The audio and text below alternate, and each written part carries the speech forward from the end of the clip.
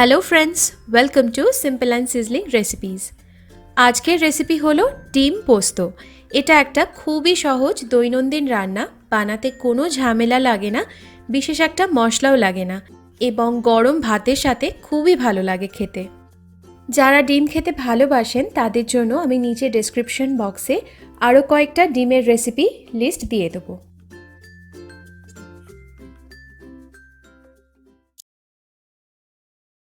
ডিম পোস্ত বানানোর জন্য আমাদের যা যা লাগবে তা হলো, এখানে আমি 6টা নিয়েছি ডিম সেদ্ধ, ভালো মতো বয়েল করে নিয়ে খোসাটা ছাড়িয়ে রেখেছি।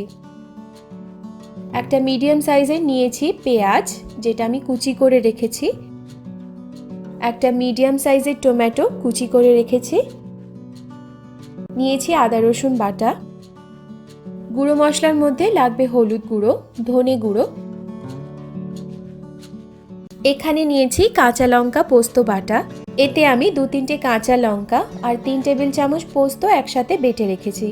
আপনি যদি মিক্সিতে খুব সহজেই কিভাবে পোস্ত বাটতে হয় দেখতে চান, তাহলে আমার আরেকটি ভিডিওতে সেটা আমি দেখিয়েছি, নিচে ডেসক্রিপশন বক্সে আমি সেই ভিডিওটার লিঙ্কটা দিয়ে দেব। ফোড়নের জন্য নিয়েছি 3টে ছোট এলাচ, একটা শুকনো লঙ্কা, ছোট একটা দারচিনির টুকরো আর একটা তেজপাতা।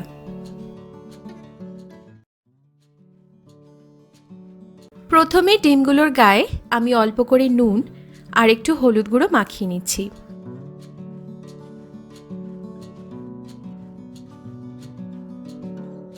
এবারে একটা কড়াইতে একটু বেশি পরিমাণে সর্ষের তেল ভালো মতো গরম করে নিয়েছি।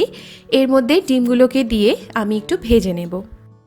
এখানে আপনি নিজের পছন্দ মতো ডিমটাকে ভেজে নিতে পারেন। কেউ একটু বেশি কড়া ভাজা পছন্দ করে, কেউ হালকা ভাজা। আপনি চাইলে ডিমটাকে না ভেজেও ব্যবহার করতে পারেন।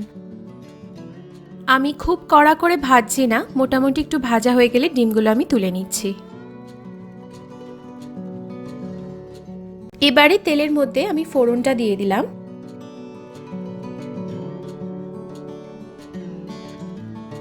এক মিনিট পরেই দিয়ে দিচ্ছি পেঁয়াজ কুচি।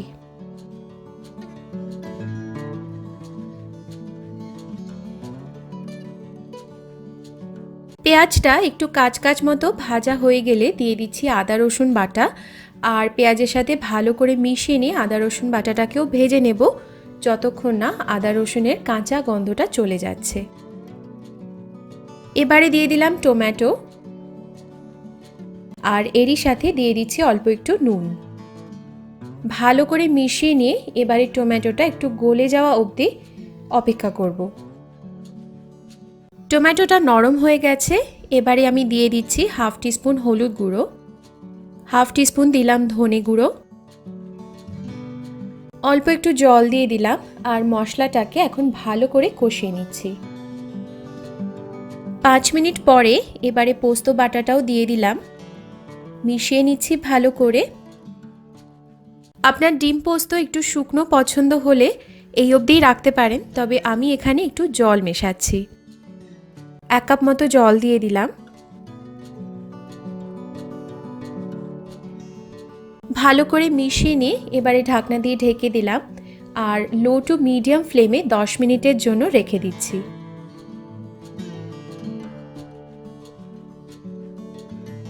10 মিনিট পরে ঢাকনাটা খুলে এবারে আমি ডিমগুলো দিয়ে দিলাম। নুনটা এখানে একটু অ্যাডজাস্ট করে নিতে হবে। স্বাদ মতো আমি একটু চিনিও দিচ্ছি। দিয়ে দিচ্ছি 2টো কাঁচা লঙ্কা, এটা শুধুই ফ্লেভারের জন্য দিয়েছি, তাই কাঁচা লঙ্কাটাকে আমি কিন্তু ফাটাইনি। অল্প একটু ধনেপাতা কুচি ছড়িয়ে দিলাম, আর সব ভালো করে মিশিয়ে নিচ্ছি। 2-3 মিনিট পরে এবার আমি গ্যাসটা বন্ধ করে দিলাম, আর ওপর থেকে একটু কাঁচা সর্ষের তেল ছড়িয়ে দিচ্ছি। পোস্তর রান্নায় একটু কাঁচা সর্ষের তেল দিলে ফ্লেভারটা খুব ভালো আসে।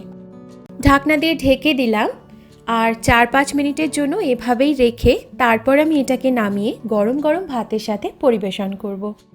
আশা করছি আমার আজকের রেসিপিটা আপনাদের ভালো লেগেছে এবং ঘরে বানিয়ে আমাকে অবশ্যই জানাবেন, এবং ভিডিওটাকে লাইক করতে শেয়ার করতে ভুলবেন না। এরকমই আরও মজার মজার রেসিপির জন্য আমার চ্যানেলেও প্লিজ সাবস্ক্রাইব করবেন। আমি আবার হাজির হব আরেকটি লোভনীয় রেসিপি নিয়ে। আজকের মতো বিদায় জানাচ্ছি। বাই।